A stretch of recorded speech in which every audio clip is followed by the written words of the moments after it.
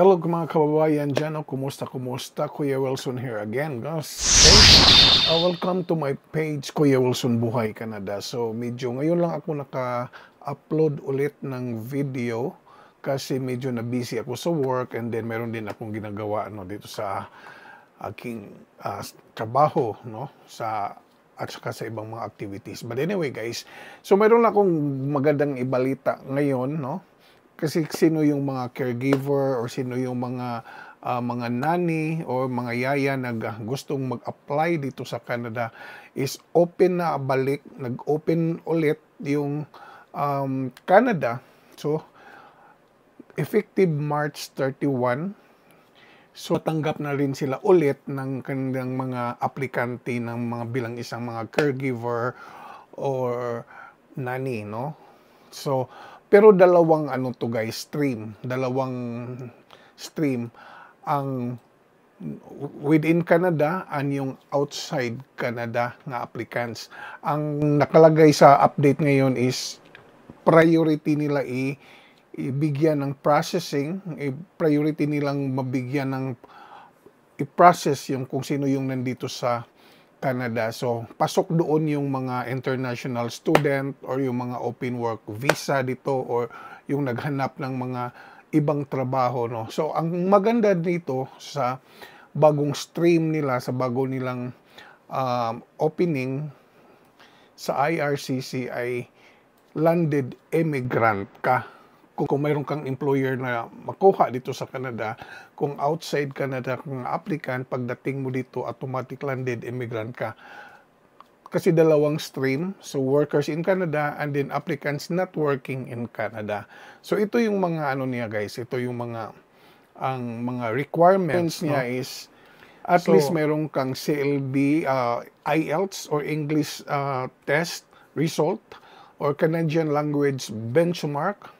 So, ang nakalagay dito is yung reading at least level of 4, level of 4. So, mayroon kang score of 4, the lowest score sa English exam.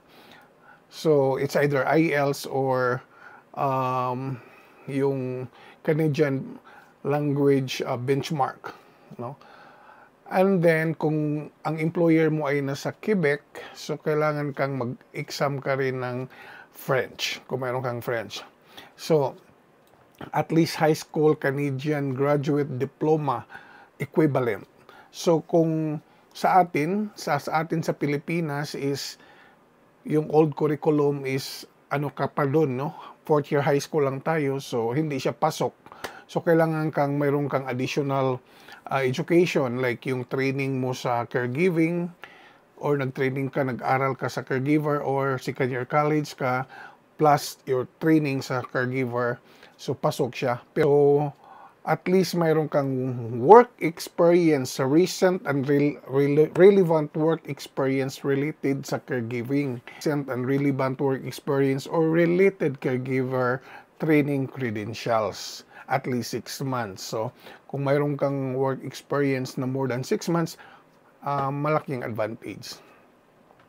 Ang pinaka-importante, mayroon kang job offer. Mayroon kang job offer sa isang employer dito sa Canada. So, kung mayroon kang kamag-anak, nagkailangan nila ng katulong or yaya or nanny, or mayroon kang pinsan, kilala na mayroon kang gustong mag-hire ng bilang isang caregiver or isang nanny, kausapin mo siya para malaking advantage kung mapasok sila or ma-qualify sila to apply caregiver outside Canada.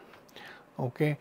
So, ito lang siya sa ngayon, ito lang yung mga requirements nila, So, ang maganda dito sa bagong stream nila is landed immigrant ka. But as I've said, kung ikaw ay mayroon kang work experience sa caregiver, ihanda mo na yan. Dapat mayroon kang mga requirements na ganito para pag-open sa March 31 or maghanap ka na ng employer sa ngayon. Para pagbukas sa March 31, tuloy-tuloy na yung pag-apply mo. Okay? Follow for more videos, Kuya Wilson. Salamat.